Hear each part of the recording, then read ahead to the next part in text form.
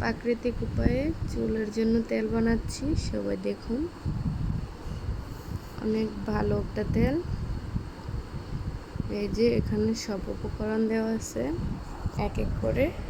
পেঁয়াজ, রসুন, তারপর ফুল, জবা ফুল, গোলাপ গাছ, দূর্বা, নিম পাতা, মেহেদি পাতা, তারপর তেজপাতা, দারুচিনি, এখানে আছে কালো জিরা, মৌরি, তারপর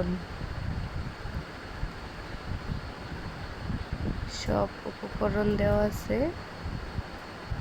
মেথি, বিভিন্ন ধরনের ফুলের পাতা,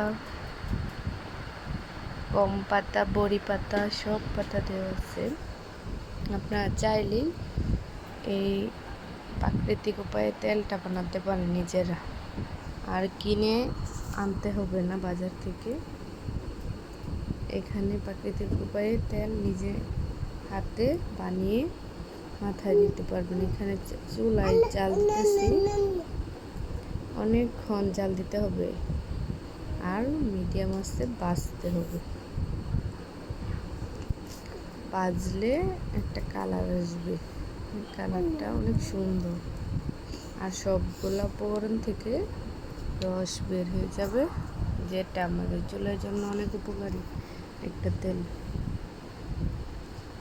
দেখুন কত সুন্দর করে সবগুলো উপকরণ মিশে গেছে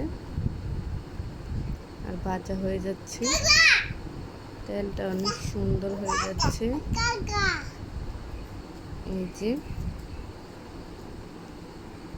অনেক সুন্দর হচ্ছে। এই তেলটা মাথায় দিলে চুলের আগা ফাটা, গুড়া ফাটা সব দূর করবে, চুল সতেজ করবে, লম্বা মসৃণ, অনেক সুন্দর করবে, চুলটা শাইনিং করবে, চুল দ্রুত লম্বা করবে। আমি এটা সবসময় বানিয়ে মাথায় দিই।